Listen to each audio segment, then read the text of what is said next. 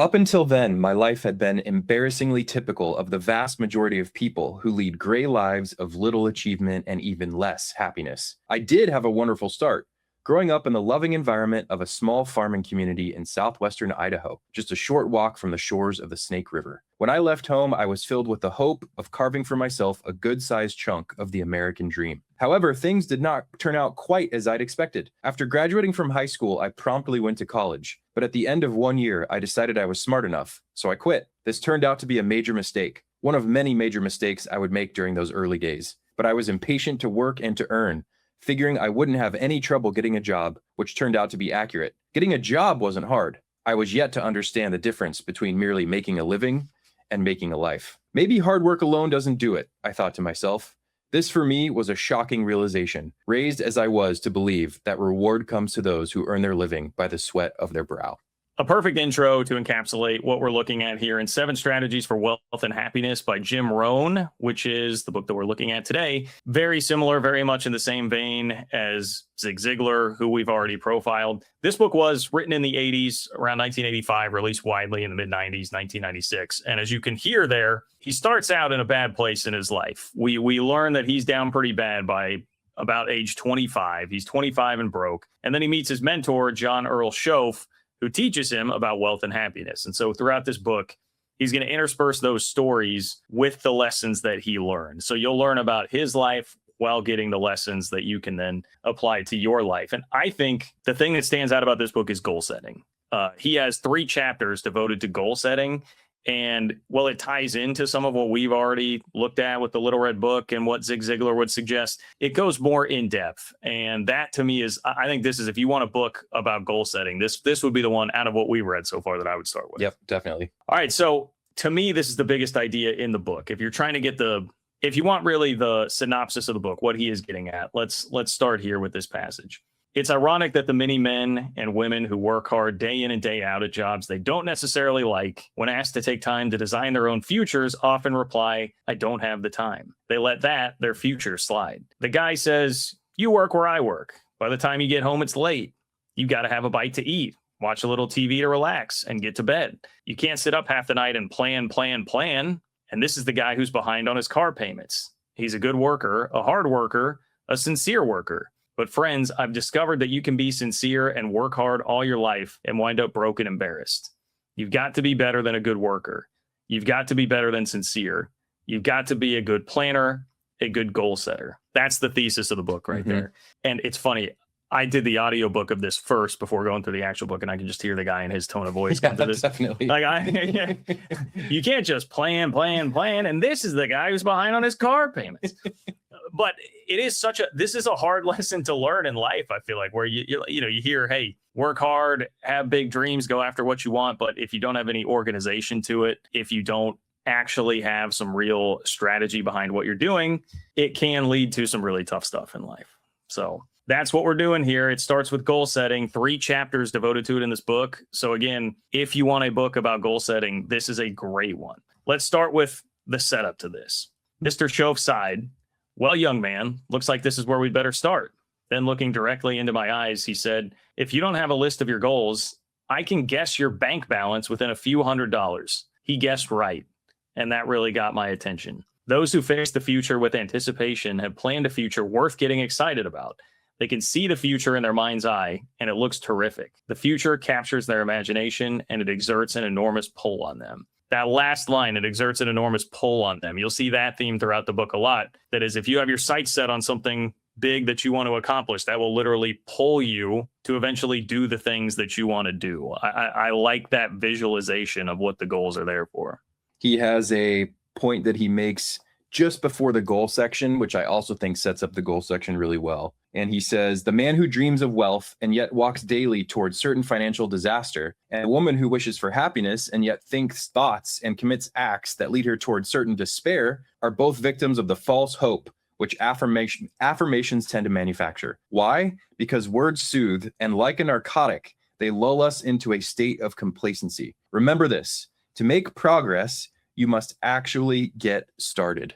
And so you have these big dreams that are pulling you there, but that's not enough. You have to do more than just think that these things are going to come to fruition. You have to start taking action towards them. And so that's why, as we get into this goal section, you're going to see that he has arguably one of the most clear, descriptive ways of going about that goal setting process that I think we've come across in any of the books to date. Yeah. I don't think like Manifestation TikTok would be thrilled with his thoughts on this, but like I agree with him.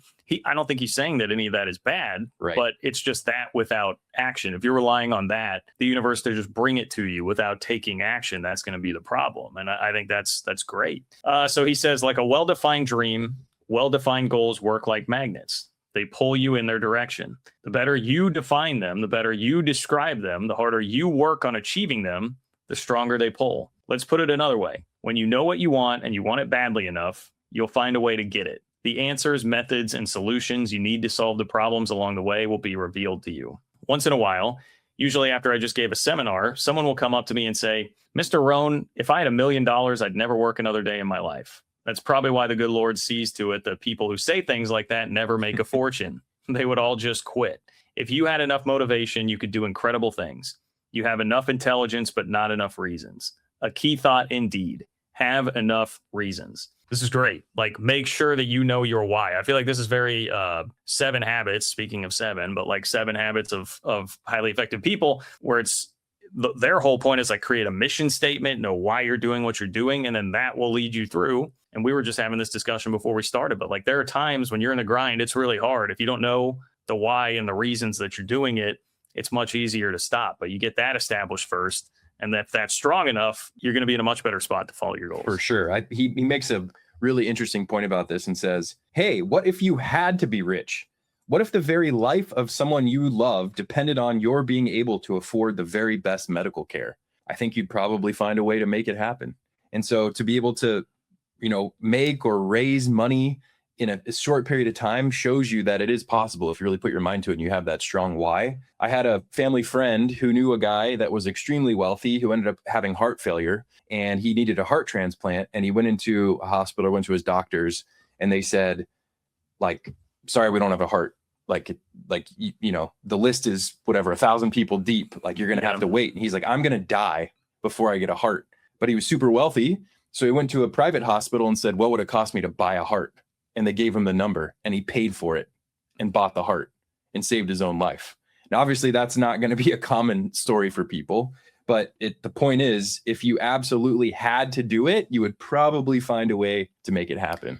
Well, family's a great reason. He lists a bunch of different categories of reasons. It was liking the feeling of accomplishment, like wanting to feel like you win. Family is a big one. He even listed like some nitty gritty reasons, which I thought were good too. You can obviously be motivated by something that goes wrong. He tells a story of the defining moment in his life where he decided he wanted to be better was that he didn't have $2 to pay a girl for Girl Scout cookies who came knocking at his door, and he was really embarrassed by that. And he has a full circle moment later on where he buys like a couple boxes of candy from kids who are selling candy. But those can be really motivating too, whether it's your family and you know that you need to provide for someone, or shame and embarrassment, like stuff that can drive you in that way too. So I think all of that can be how you get there. Now we're getting into the actual structure here. We've explained the why this matters. Here's the actual structure. He says, to help you get started, consider the following 6 questions as guidelines. 1, what do I want to do? 2, what do I want to be? 3, what do I want to see? 4, what do I want to have?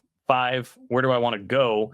6, what would I like to share? With these 6 queries in mind, answer the primary question. What do I want within the next 1 to 10 years? Allow your mind to free flow. Don't try to be detailed now. This will come later. So this is the first step in the process. It's think about these questions and then just write. What do I want to be within the next 1 to 10 years? Where do I want to go? What do I want to see? What do I want to be, etc. And so I do like this. This is just to get it all out. We're not worried about honing in on detail or anything like that. But that part comes because the next step is then he has you write a 1, a 3, a 5, or a 10 next to everything that you just listed out, which indicates how many years you think it will take you to get there. And if you're looking at how many things am I supposed to write out here, in the audiobook version, he says it's like upwards of like 50. I mean, so it's a lot of things. He's telling you like, I want a lot out there. Then you categorize it by how long it's going to take to get there. And he says the key is to balance. Make sure you have a balance between shorter term and longer term goals, which he will force you to do in a minute, because then you have to pick 4 from each of those categories, 1, 3, 5, and 10. And then you have your 16 goals that you're really going to chase. He talks about how astronauts that have gone into space or walked on the moon or whatever, when they come back, they often get depressed because they've achieved that one big goal they had for their lives. And so what else do you do after that? If I've walked on the moon, what more is left? And he says that's why it's important to have a ton of goals, because you can never be complacent with the one that you've just had. So they started training astronauts to start projects before they go to space. So that way they have something, what he says, other major projects on the fire. Once they get back home, they can start working on, and that they won't fall into depression. Yeah, which I had never thought of it like that. And I'm sure there are some out there that are like, hey, you know, if you have this one big overarching goal that's really your burning desire and you want to reach, I mean, I don't think that's a bad thing to motivate you to get there. But yeah, people are not really thinking about, how many times do you hear people talk about success? It's like, when I finally got there, I looked around and I'm like, okay, like this is it. Yeah. You know, I mean, you hear that a lot. Jim Carrey talks about that all the time. I feel like now, you know, his quote is like, if everybody could see what fame and success is actually like, then less people would want it as desperately as they do. So you need to have lots of different things that you're pursuing.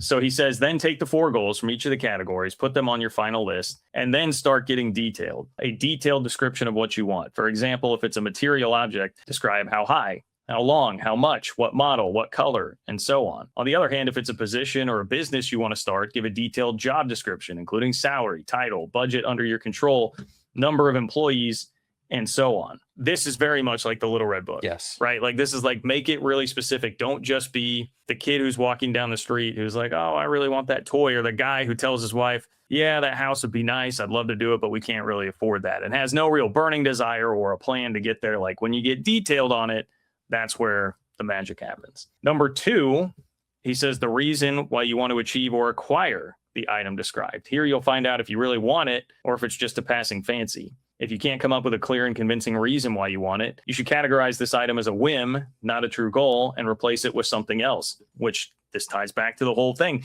got to have something that really pulls you. And if it's just like, oh yeah, sure. For me, like that would be like a car. Like, I don't really care about cars at all. Sure, it'd be great. Like, I saw a guy who had a $3 million car the other day, and I was like, okay, that's crazy. Was it made of gold? It was like a Pagani or something. I had actually never heard of the brand before. Right. Some super, super rare sports car. And I was like, hey, that looks cool. I mean, like, I'd drive it around, but like, I don't know, it doesn't mean that much to me. Like, that would just be a whim. That's not something that's going to actually drive me to accomplish any kind of goals. He says, you see, what you want is a powerful motivator only if there's a good reason behind it. You may find that some goals you once considered important no longer have appeal simply because you're unable to find a good enough reason for wanting them. That's good. Doing this assignment is causing you to reflect, refine, and revise.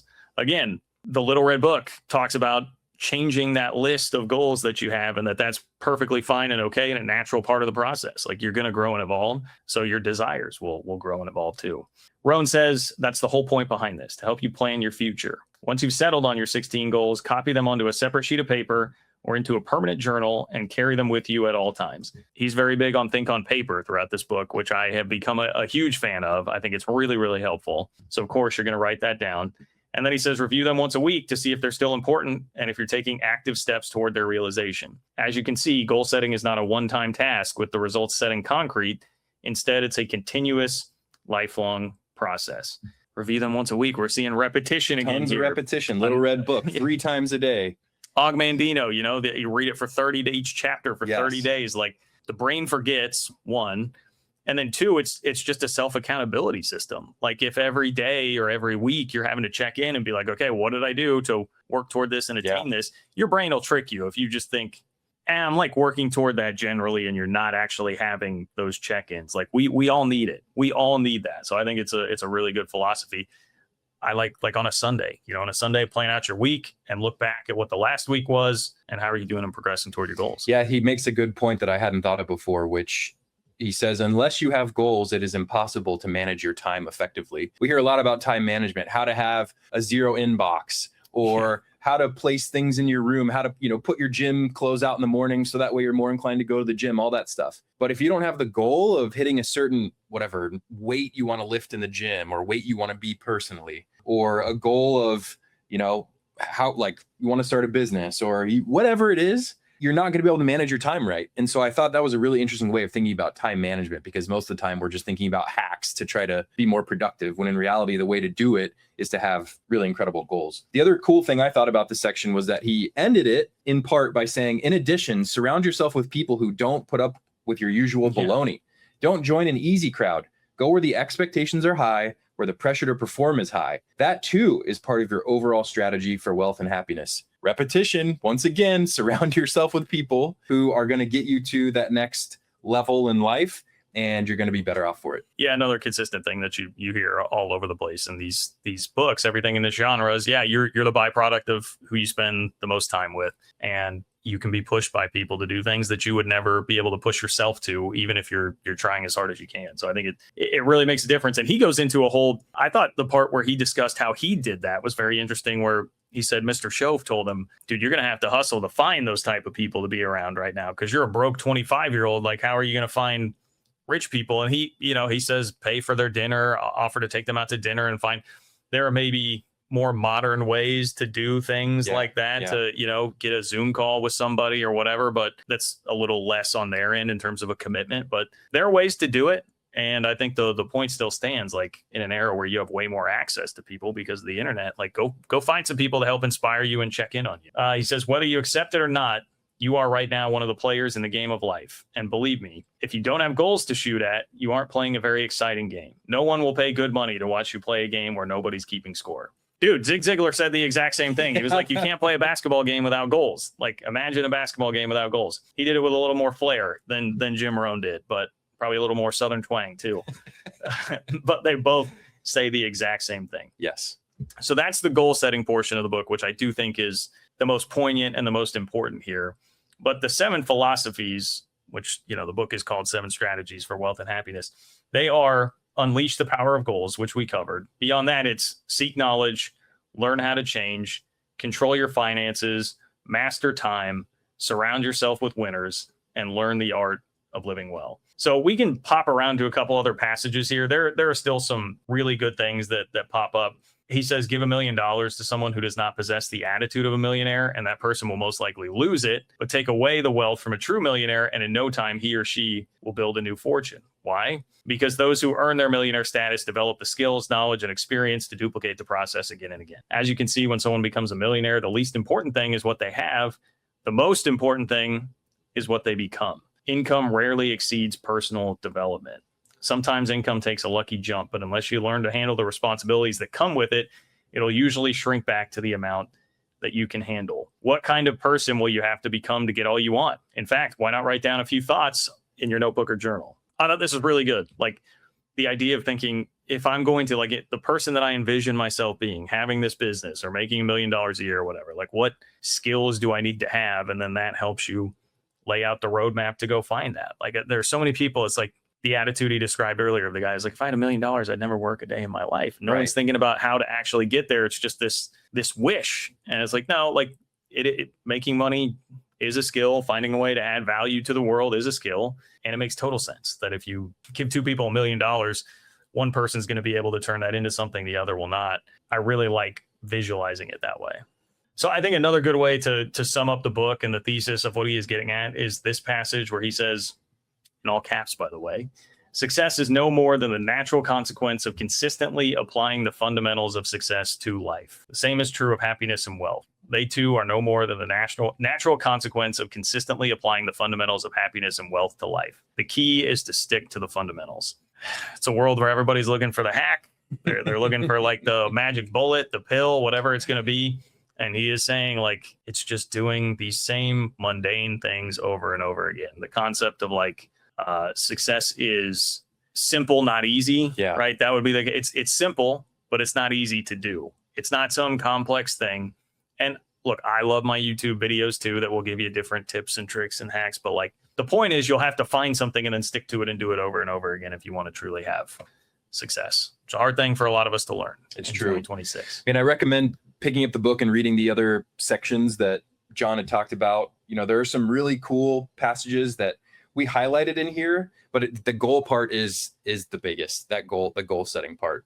So It's probably time we rate this thing. Yeah, I'm surprised. I just looked down to see your rating here. Yeah. I was pleasantly surprised. Yeah, I thought yeah, you yeah. might be a little lower on this one. I had it at a 7.5. I think the goal setting exercise and idea behind it is great. There is an element of the book that's repetitive if you read a lot of self-help, which is kind of the point why we're doing this podcast. There are so many through lines and everything that are just like consistent philosophies and strategies that will help you, which is great. But on the heels of reading Zig Ziglar and the magic of thinking big, there was a part of me that was like, okay, this is feeling a bit repetitive. Yeah. I try to remove myself from that because if you're just picking up this book for the first time, it could be really, really helpful. Yes. But it's a pretty easy read. It's not too, some of these books have tattled and being a little corny. It's not as corny as some of those.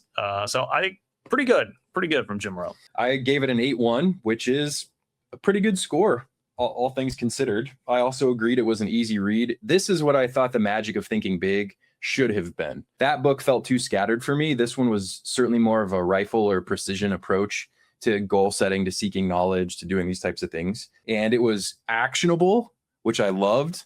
All of the chapters, all of the lessons, you could definitely take something away and be like, okay, here's what I can incorporate tomorrow. Not like, oh, I'm inspired to do something and never actually do it. He actually lays out the plan for it. And like you said, it doesn't get cheesy. There's just enough where you're like, all right, I could see it, 60-year-old guy telling me these things, a little bit cheese, but overall I thought it was, great read. Yeah. Highly recommend. Yeah. Even the audiobook, it literally in the goal setting, to your point about making you do it, it says stop and do this now. Yeah. There's a 5-second gap before he comes back. All right, welcome back. Now you've got this. And I'm like, okay, that's good. That's good. It's great. I love listening to audiobooks or whatever, but if you don't take the time to actually put stuff into practice. So Jim Rohn was on top of that. So on the topic of goal setting, I think a really interesting discussion here, because we've done so much deep diving on goal setting, is should you be thinking about your goals or should you be the process oriented guy? Because as someone who I'm a huge college football fan, and a lot of these coaches really just preach, just be about the process. Don't worry about what's going to happen. Don't even worry so much about the wins and losses or what if you're trying to get to the championship game or whatever, just worry about today and the process of what you're doing. And process-oriented thinking is what will actually get there. I had a conversation with someone who's wildly successful in the content creation field and said I set goals at first, and then I felt like I was holding myself back because I kept blowing right through them. And so I've just focused on being process-oriented, and he got that from a coach. So I do think I think there's a lot of value to this. I would definitely lean more toward setting the goals, especially if it's something you haven't ever done. I think maybe if you're a hyper successful person in a hyper successful industry like that, I get the idea of just process and let it take care of itself. But if you don't have the vision, if you've never set a vision for your life, I do think that this is pretty necessary. Yeah. I'd be curious if your content creator friend, if you asked him why he's doing this, what he would say. Yeah. What's your, okay, so you're doing this, the process. Why? I would bet he has some sort of goal or vision or whatever, right? That he's still working towards, even though he may not consciously say, I want to hit 1 million subscribers or I want to do X, Y, or Z. I would bet that he has something that's driving him to do that. Could be an ego thing. I don't know what it is. Yeah. I don't know what it is, but whatever it is, he probably has something driving him, because it is hard to go through that grind in many cases, just doing the day in, day out stuff. In the football context, believe it or not, I watched this documentary about Bill Belichick and Nick Saban. Oh, yeah. But Bill Belichick's whole thing was just do your job, do your job, do your job, do your job, right? Do your job on this play, do your job in this game, do your job at this, lifting this single rep of a single exercise. Just do your job in this moment and everything else will work out. But it's really hard to want to do those things if you don't know why you're doing it. What's the purpose behind this? So if it's, I want to make it to the NFL, I want to win a championship, I want to, whatever it is, it's hard to do those things. And so, in a business context, the day-to-day is usually kind of a grind. It's how many emails do I have? How many meetings do I have? How many hard conversations do I have to have? Right. Blah, blah, blah. But in my case, the whole point I started this business was to impact people's lives around the world. So every day I always check and see, all right, where are we at relative to people impacted? Over 600 million people impacted around the world. That's what gets me through every single day. I get stoked about that. That's why I wake up and keep doing what I'm doing. And so do I have a goal? Yeah, I want to hit 1 billion people impacted. But when I get there, do I think it's going to be really special? In some sense, maybe. But that the goal's out there, but it's like the feeling of why I want to do these things that gets me there. And then I follow the process. Yeah, I get that. And you're literally on the bench press, right? Like pulling that up at 5 a.m. Like, why are you sitting here doing this? You're like, all right, I want to get to the NFL. Like, I want to play for Bill Belichick. Yes. So that helps you actually get up and out of bed. And when the alarm goes off and Zig Ziglar's telling you need to sit there and like clap and be excited, you need to have a why, not just because Zig told me. No offense, Zig. Well, that was 7 Strategies for Wealth and Happiness. We read it, so you don't have to. Let us know in the comments what you want us to read next, which books have been sitting around that you have not touched in a while. And until next time, for Adam, I'm John. We'll talk to you soon on the classics.